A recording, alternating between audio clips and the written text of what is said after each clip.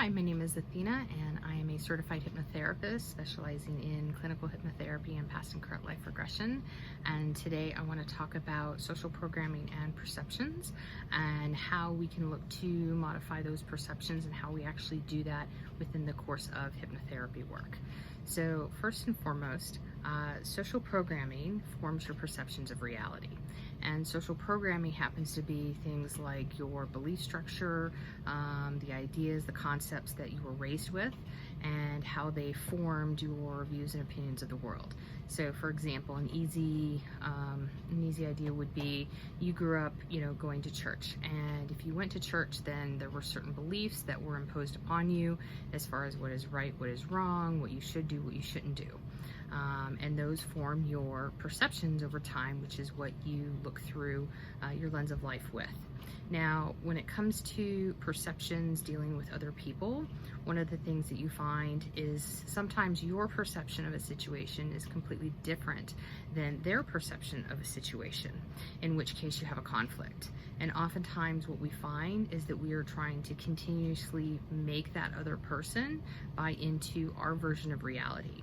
Because when there's a challenge to our version of reality, we have a conflict, and we don't like that conflict. And we want to believe that our perception is not just our reality, but our perception is our truth. And when we start talking about what's truth and factual, that's where the line gets blurry, when somebody else doesn't buy into what our truth is. So I'm going to give you some examples of perceptions and different perceptions of the same kind of coin, and then we'll talk about how we can work through those on hypnotherapy.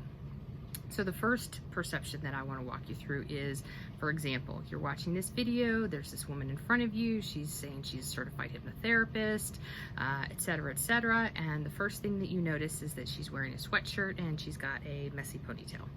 And one perception of that is that this person in front of you actually is not illustrating a professionalism that you otherwise have grown to know, right? I'm not wearing a suit or a dressy blouse, or I'm not all 100% put together in the image that you have identified as what is deemed as professional.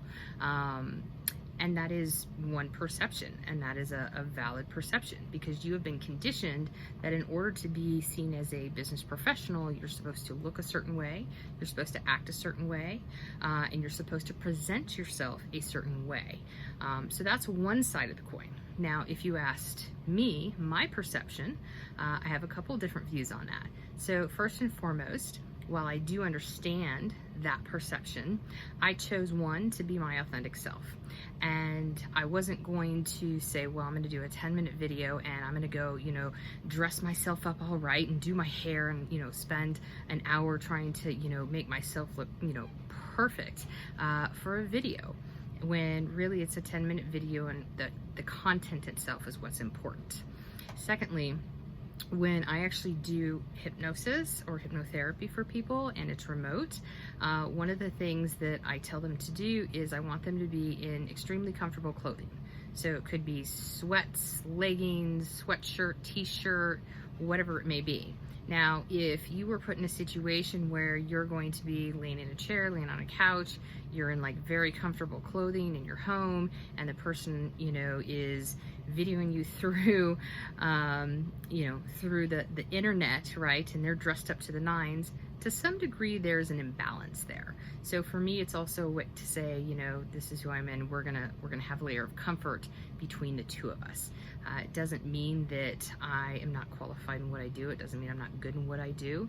It just means that this is simply, how I'm choosing to dress and how I'm choosing to even do my own videos. And the people that are going to come to me are simply going to be the people that aren't going to look at me and say, well, I need somebody who simply dresses in a suit in order to do my hypnotherapy practice. So that's one version of perceptions. The second one I'm going to give is a different person example.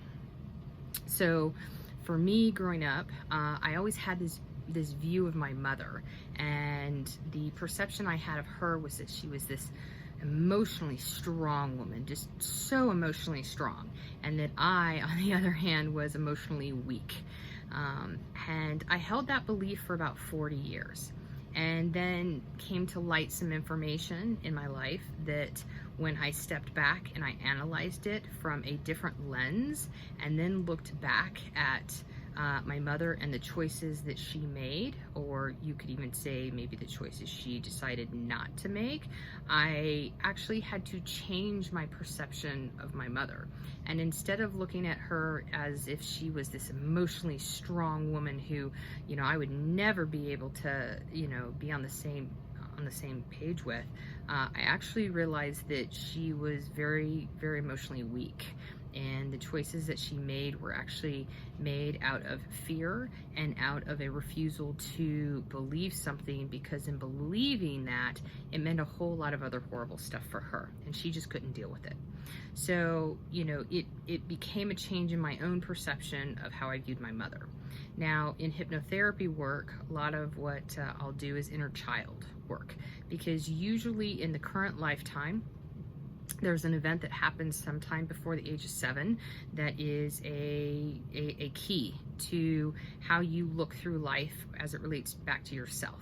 And so what happens is an event happens, and it doesn't even have to be a big event. It could be something that happened at school that you were very embarrassed about, or upset you of some nature, and then over time certain situations simply reinforce those filters of what you personally believe.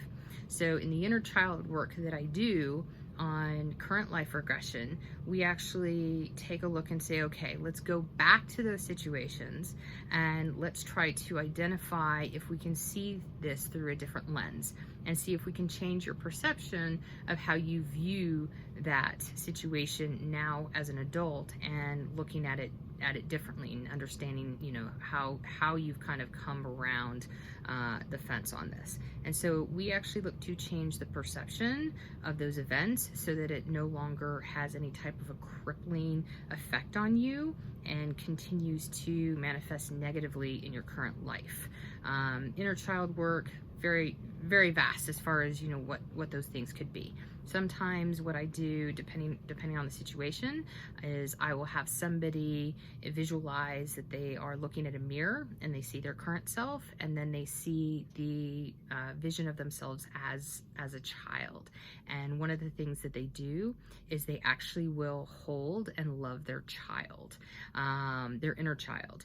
And they actually will get their inner child that they saw in a place of confusion or fear, whatever it may be, and they hold them and they get them to a point where the inner child realizes that there's nothing to be afraid of, because the inner child is now seeing the future self, and that they made it through, that it's going to be okay, and that even if you didn't get that love and support when you were a child, that you are effectively giving your inner child that love and support. And so we start to change the perception of how you view things, and then even kind of how you view some of those things in childhood specifically. The same thing we do with past life regressions. So when we take you into a past life regression, for example, and you get to kind of stumble down what happened in a past life, you pop back out and you kind of see it differently. You see more of the theme of what happened in that life, and you see how those past life issues are now, working themselves into this current life, and you start to see those parallels. And when you start to understand that, your perception of things also starts to shift, and you see things in a more compassionate way, a more loving way, a more acceptance of yourself, and acceptance of your journey in this current life. And so it's very much a healing process. So as we go through perceptions and we look at things, think about things in your life. And what are the perceptions of things that you see that you have conflicts with people in, or with your past, your current situation. And if there are things that you want to at least try to heal from and move on, I'm not saying that we would change your perceptions from what you currently are to what the other person sees, but simply more of an acceptance of a different perspective. So that you can move on, then let me know. Reach out to me. My contact information is in my profile, and I hope you have a great day. Thanks.